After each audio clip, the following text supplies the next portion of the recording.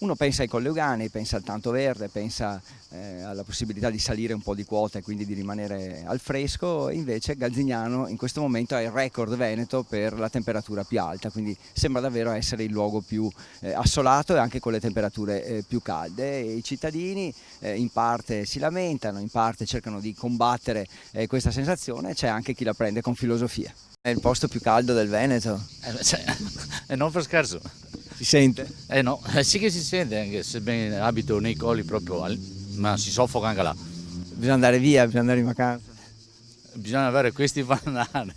Fa caldo, proprio è invivibile in questi giorni. Questo record che effetto fa? Oddio. Come ci si difende? Come ci si difende? Si sta barricati in casa con aria condizionata e ventilatori. Mi non sopra il caldo. Perché sta all'ombra? No, ma anche stesso.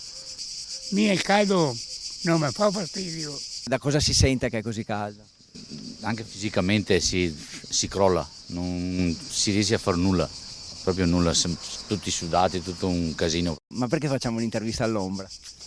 Perché vogliamo far capire che oltre al caldo, che ormai è una cosa diffusa un po' in tutto il Veneto, ma in tutta Italia in questo momento, Galzignano offre anche dei posti, dei momenti appunto che si può comunque stare all'ombra, una situazione appunto piacevole. I dati estremi li fornisce l'ARPAV. Il 24 luglio a Galzignano si è toccata la temperatura massima di 37,6 gradi, ma anche la minima 18,2, con un'escursione termica insomma di quasi 20 gradi. E col caldo si vendono anche più gelati? Sì, effettivamente sì, però adesso è mattina, quindi è un po' particolare come L'orario migliore qual è? pomeriggio, sera, soprattutto la sera. C'è qua il record Galzignano, risulta.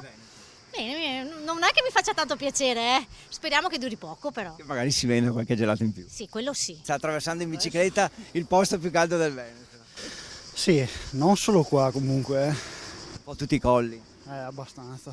Quando c'è così tanto caldo come ci si difende? Fontane, ogni tanto un po' di ombra e evitare magari le salite più impegnative. Quanti chilometri fa oggi? Oggi una cinquantina e poi riposo. Un record questo già toccato anche il 24 agosto 2011 con 39,8 gradi, un record del quale gli amministratori farebbero volentieri a meno. Molto probabilmente la zona scelta effettivamente dà questo tipo di riscontro. È anche vero che adesso noi siamo qui all'ombra, c'è un po' di aria, si sta bene tutto sommato, non è una situazione così insopportabile.